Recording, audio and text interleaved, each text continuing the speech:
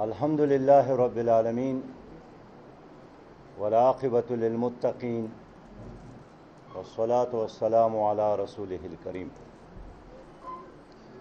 قابل احترام بزرگوں، ماؤں، بہنوں اور بیٹیوں، معزز صحافی حضرات، میں آپ سب کا شکریہ ادا کرتا ہوں کہ آج آپ اور ہم سب ایک ایسے مجلس میں جمع ہیں جن کا بنیادی مقصد تلیسیمیا کی بیمار بچوں کے ساتھ ہمدردی ہے، محبت کا اظہار ہے، ان کے وارثین کو حوصلہ دلانا ہے، اور خاص کر وہ ادارے جو ہمارے ان معذور، محروم، بیمار پاکستانیوں کی خدمت میں ہر وقت مصروف ہے، ان کو شاباش دینے کے لیے ہم یہاں جمع ہیں۔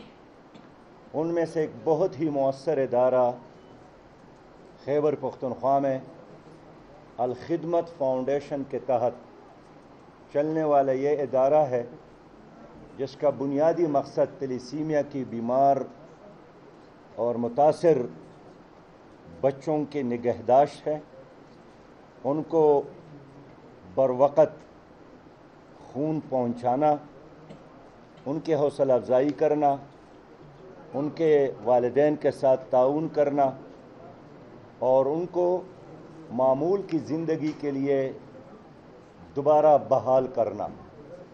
میں اس پر الخدمت فاؤنڈیشن کے تمام قائدین کو ادھر موجود ہے، جناب خالد وقاص چمکنی صاحب، جناب شاکر اللہ محترم کو، اور ان کے سرپرست ضلع میں جناب بیر اللہ خان صاحب کو، اور صوبائی سطح پر عبدالواسع صاحب اور پوری قیادت کو خراج تحسین پیش کرتا ہوں۔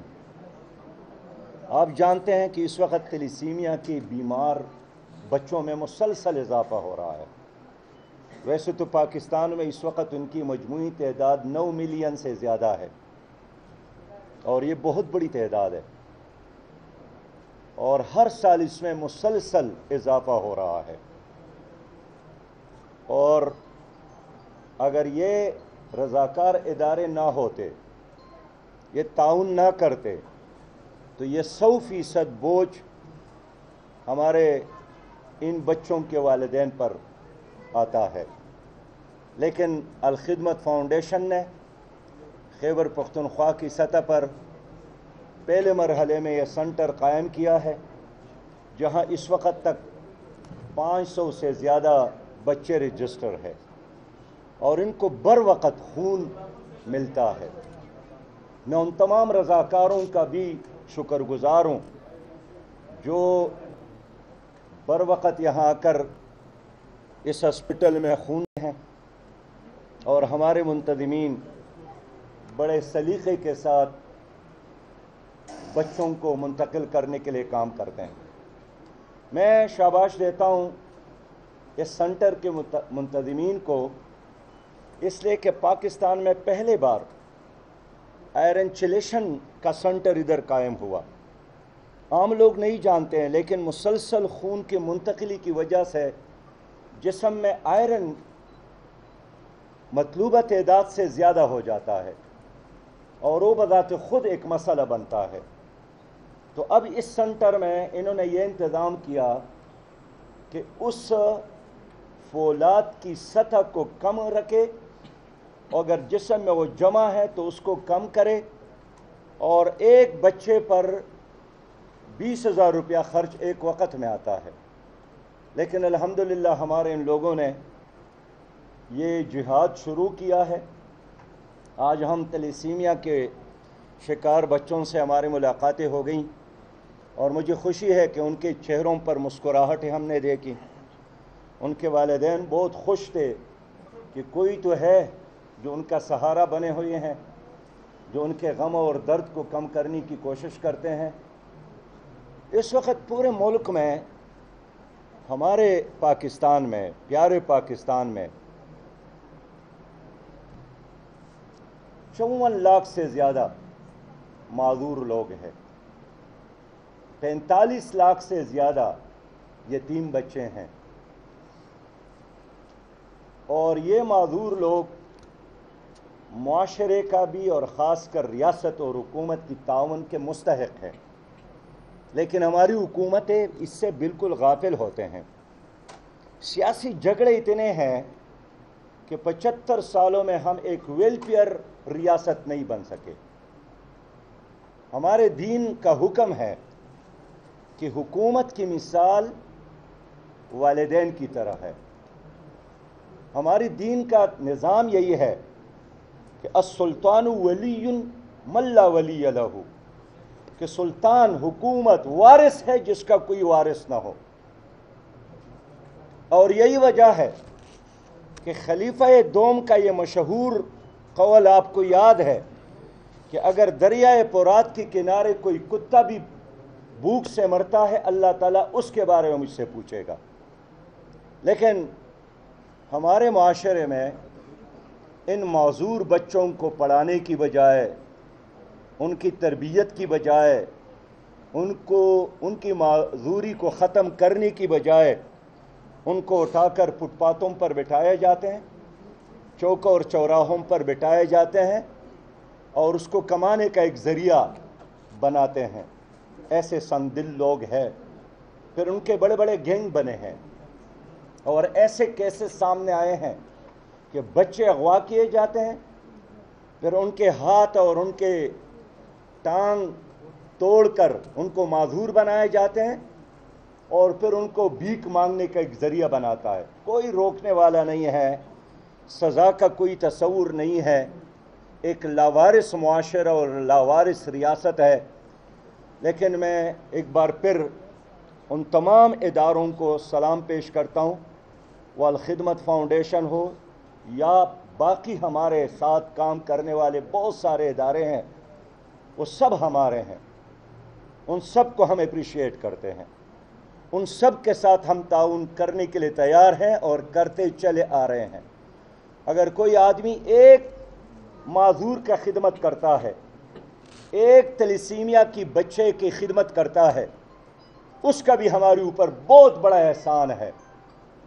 मेरे भाइयों दोस्तों, सूरत हाल ये है कि हमारे साथ वसाइल की कमी नहीं है, और अगर यहाँ करप्शन का ख़ात्मा हो जाए और यहाँ गैर तरक्याती अखराजात कम किया जाए और यहाँ तरजीहात को मुकर्रर किया जाए तो माजूर तो क्या, आम रूटीन की बीमारों का भी रियासत इलाज कर सकती है, हुकूमत इलाज कर सकती है। अगर मगरबी दुनिया में एक इंसान अपनी ज़ात पर बोझ नहीं है, उनके तो इतने वसाइल नहीं है जितने वसाइल हमें अल्लाह ताला ने दिए, वहाँ 1000 किलोमीटर साहिल नहीं है उनके साथ, वहाँ रिकोडिक की तरह सोने के ज़खायर नहीं है, वहाँ पाकिस्तान की तरह ज़र ज़मीनें नहीं हैं, वहाँ उनके साथ पाकिस्तान की तरह 5 दरियाएँ नहीं हैं, उनके साथ उसी तरह 4 खूबसूरत मौसम नहीं है। इस सब कुछ के बावजूद मैनेजमेंट, करप्शन का ख़ात्मा और एक वेलफेयर सोसाइटी बनाकर एक इंसान को कोई फिक्र नहीं होता है कि अगर मुझ पर बुरा वक़्त आया तो मैं तन्हा हूँ। नहीं, रियासत और हुकूमत उनकी पुश पर होती है। अगर वो कमाने का काबिल नहीं रहता तो हुकूमत उसको खिलाती है। अगर वो किसी वजह से रोज़गार से महरूम होता है तो हुकूमत उसके साथ नज़र आती है। अगर एक वालिद और वालिदा अपने बच्चे के परवरिश करने के काबिल नहीं है तो हुकूमत उनकी साथ है।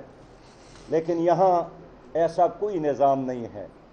करप्शन की वजह से, मैनेजमेंट की वजह से, लूट मार की वजह से इन हालात में अल खिदमत फाउंडेशन ने जो काम शुरू किया है, मुल्की सतह पर और बैनुल अक़वामी सतह पर इनको अप्रिशिएट किया जाता है। मुसीबत के हर लम्हे में ये आवाम के साथ नज़र आते हैं।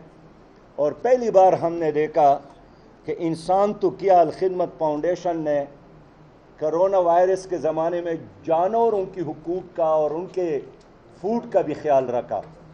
سیلاب کا زمانہ ہو, زلزلے کا زمانہ ہو, ماشاءاللہ ہر لمحے میں الخدمت فاؤنڈیشن نے سیاست سے بالاتر, رنگ اور نسل سے بالاتر, کسی بھی تعصب سے بالاتر انسانیت کی خدمت کی ہے.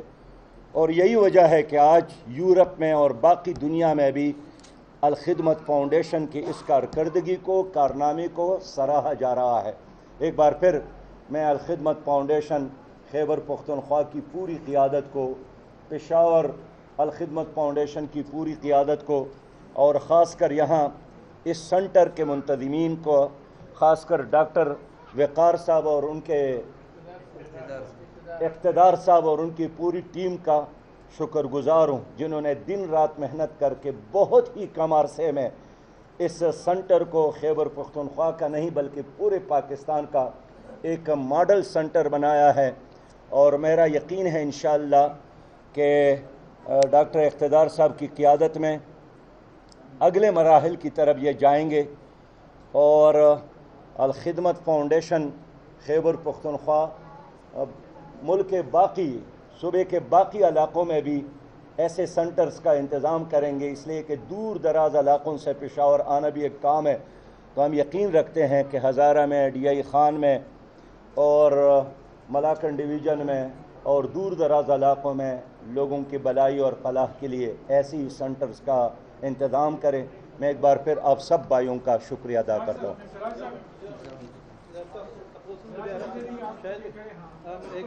بعد میں کوشچن کی طرف یہ محترم امیر جماعت بھی میڈیا کی, ایک تو یہ کہ ابتابات میں ہم نے تلیسیمیا سنٹر دوسرا تقریباً 2 کروڑ کی لاگت سے سٹارٹ کر لیا اسی رمضان کے بعد. دوسرا یہ کہ محترم سراج صاحب بھی ہے اور میڈیا بھی ہے, ہم گزشتہ کئی عرصے سے تلیسیمیا کے پیشنٹ کے لیے مطالبہ کر رہے ہیں کہ یہاں خیبر پختونخوا میں کوئی بون میرو ٹرانسپلانٹ نہیں ہے. یعنی یہ تو آئرن چلیشن یا وہ خون دینا یہ تو ایک سٹیپ ہے, لیکن مستقل حل اس کا بون میرو ٹرانسپلانٹ ہے. تو اس لیے ہم چاہیں گے کہ انشاءاللہ نیکسٹ اگر موقع ملا محترم سراج صاحب کو, اور اس طرح سے پہلے تو ہم نے پروپوزل حکومتوں کو دی ہوئی ہے, ہمیں کوئی اچھی سی جگہ دے دے حکومت, تاکہ خیبر پختونخوا میں بھی الخدمت فاؤنڈیشن کم از کم یہ سٹیپ اٹھائے کہ وہ بون میرو ٹرانسپلانٹ پورے پاکستان میں 5 ہے لیکن خیبر پختونخوا میں 1 نہیں ہے. تو ہمارا اگلا ہدف مشن الخدمت فاؤنڈیشن کا بون میرو ٹرانسپلانٹ ہوگا انشاءاللہ. پھر آپ اس کو عملی جائیں.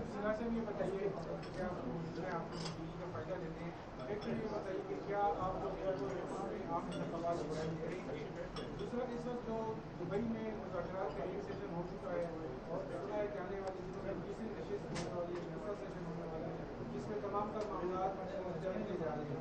تو کیا دو پارٹیاں اپنے ملک کے اسٹیٹمنٹ کے حوالے سے فیصلہ؟ دیکھیے, پہلی بات تو یہ ہے کہ لندن میں, امریکہ میں, دبئی میں پاکستان کے 24 کروڑ عوام کے بارے میں فیصلہ کرنا یہ پاکستانی عوام کی توہین ہے.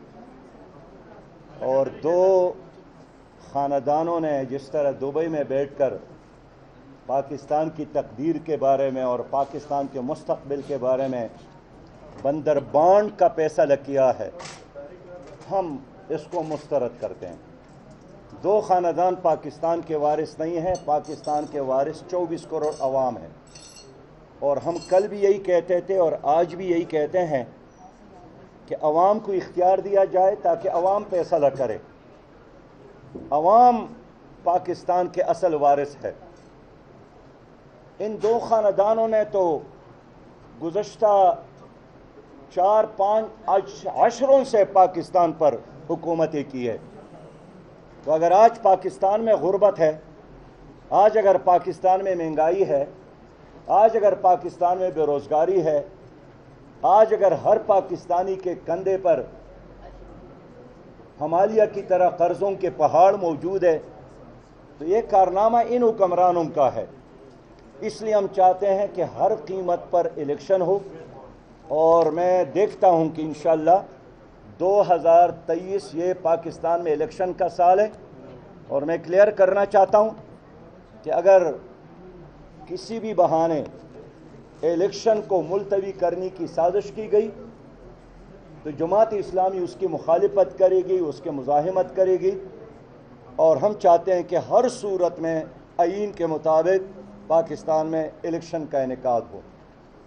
جیسے کہ کراچی میں ہوا ہے، پیپلز پارٹی نے ایک ادارہ کیا ہے میئر کا، ویسے ہی ملک میں بھی الیکشن ہے، کیا کہیں گے آپ اس بارے میں؟ دیکھیے، کراچی کے لوگوں نے جماعت اسلامی پر اعتماد کا اظہار کیا ہے اور پیپلز پارٹی نے وہاں کراچی کے عوام سے وہ حق چھین لیا ہے فیصلے کا۔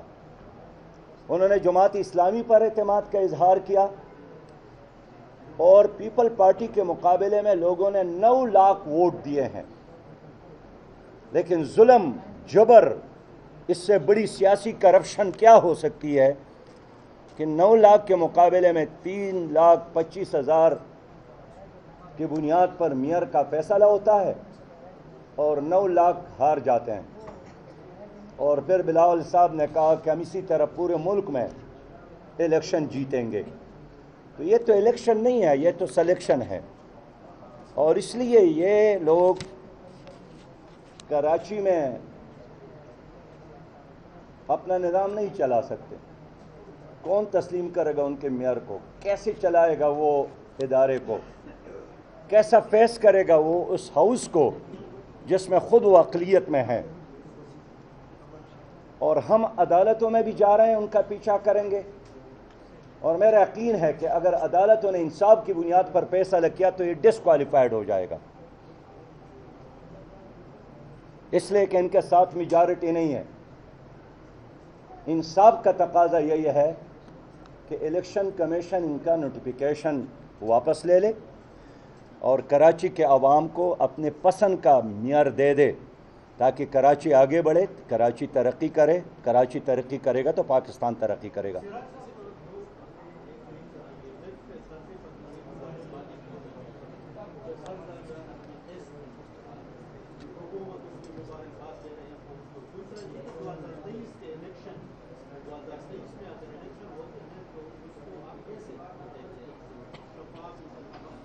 دیکھیں، پہلی بات تو یہ ہے کہ 22 بار IMF نے پہلے بھی ہمیں قرضہ دیا ہے۔ کیا اس قرضوں کی بنیاد پر پاکستان نے ترقی کی؟ کیا ہماری معیشت بہتر ہو گئی؟ کیا مہنگائی کا خاتمہ ہوا؟ کیا نوجوانوں کو روزگار ملا؟ کیا پاکستان آگے بڑھا؟ کیا ہماری کرنسی مضبوط ہو گئی؟ کچھ بھی نہیں ہوا۔ تو اگر 22 بار ایک تجربہ ناکام ہوا ہے تو 23 بار ان سے قرضہ لینے پر اب کیسے جشن مناتے ہیں؟ اور ہمارے نبی نے تو قرضوں سے اللہ کی پناہ مانگی ہے۔ قرضوں کی بنیاد پر کوئی قوم ترقی نہیں کر سکتی۔ ان کو فائنانشل مینجمنٹ چاہیے، ان کو کرپشن کا خاتمہ کرنا چاہیے، ان کو غیر ترقیاتی اخراجات کم کرنا چاہیے، ان کو سودی نظام ختم کرنا چاہیے، ان کو اپنے کابینہ کا حجم کم کرنا چاہیے، ان کو مراعات واپس کرنا چاہیے۔ اور میں حیران ہوں IMF کے اس انتظامیہ پر کہ ہر شرط یہی ہے کہ غریب کا گلا مروڑ کر، غریب کو نچوڑ کر پیسہ جمع کیا جائے، لیکن ان کے مراعات پر پابندی کی بات نہیں کرتا ہے۔ کہ یہاں تو خود ان کی رپورٹ ہے، UNDP کا رپورٹ ہے کہ 17 ارب ڈالر کے مراعات ہمارے اشرفیہ لے جاتی ہے، تو اس کو کنٹرول کرنے کا کوئی میکینزم ان کے ساتھ نہیں ہے۔ اس لیے میں ایک بار پھر کہنا چاہتا ہوں کہ ماضی کی حکومتوں نے بھی یہی ظلم کیا کہ قرضے لے کر نظام چلایا، اور یہ بھی ماضی کی حکومتوں کا ایک تسلسل ہے۔ وہ جو کہتے ہیں کہ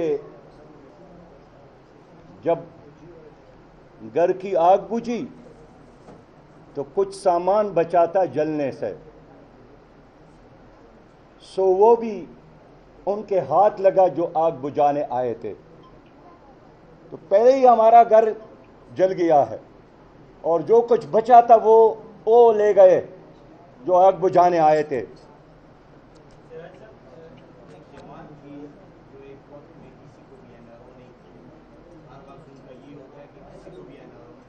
آج وہ خود سیاسی پارٹیوں سے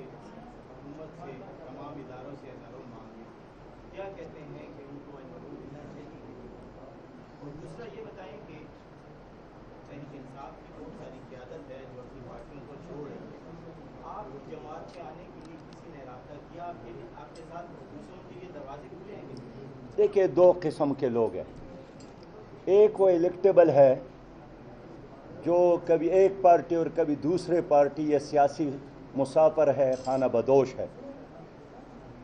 ان کا کردار، ان کا ماضی لوگ جانتے ہیں.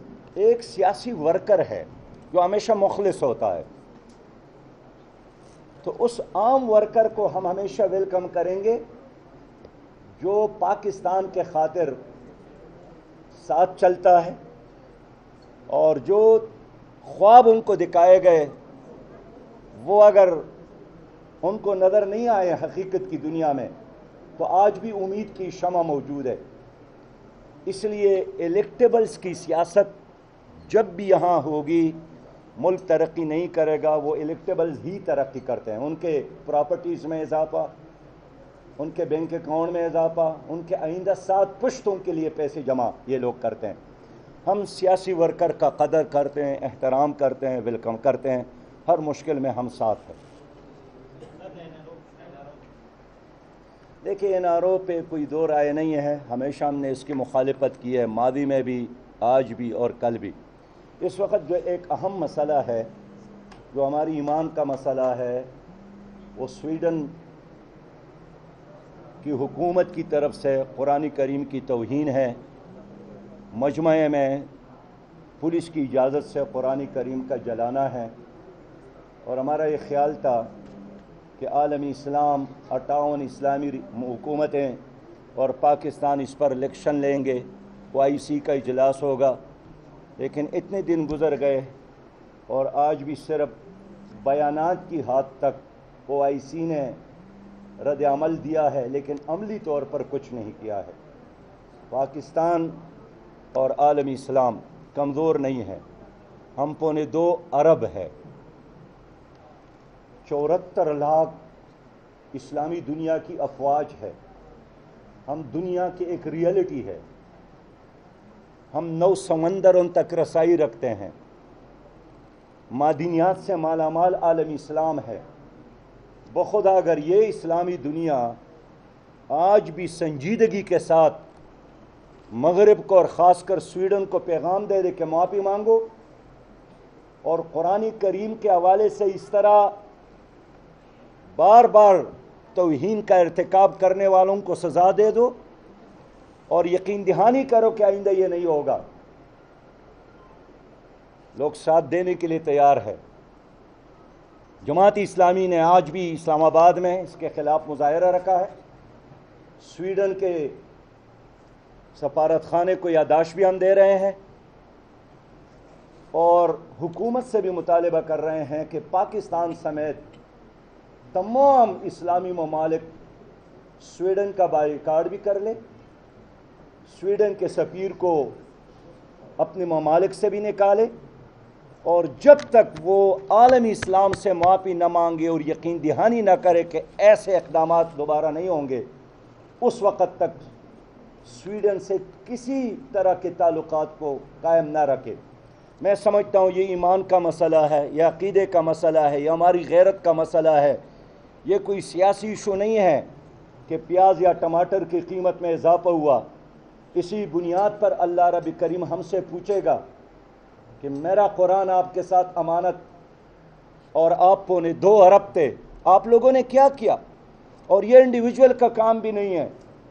اس لیے کہ عید کے دن مسلمان نماز پڑھ رہے تھے اور انہوں نے باقاعدہ ایک بڑے مجمع میں پولیس نے تحفظ دی، ان کی سیکورٹی میں انہوں نے قرآن کریم کو جلایا اور توہین کی.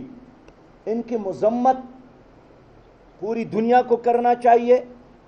OIC کا اجلاس بلانا چاہیے، اقوام متحدہ میں جانا چاہیے، سلامتی کونسل میں کیس اٹھانا چاہیے، ان کے سفیر کو نکالنا چاہیے، سویڈن کا بائیکاٹ کرنا چاہیے، اور ہر وہ ایکشن جس کے نتیجے میں قرآن کریم کی عزت اور ناموس محفوظ ہو، عالمی اسلام کا فرض ہے کہ وہ ایکشن لے لے. بہت شکریہ.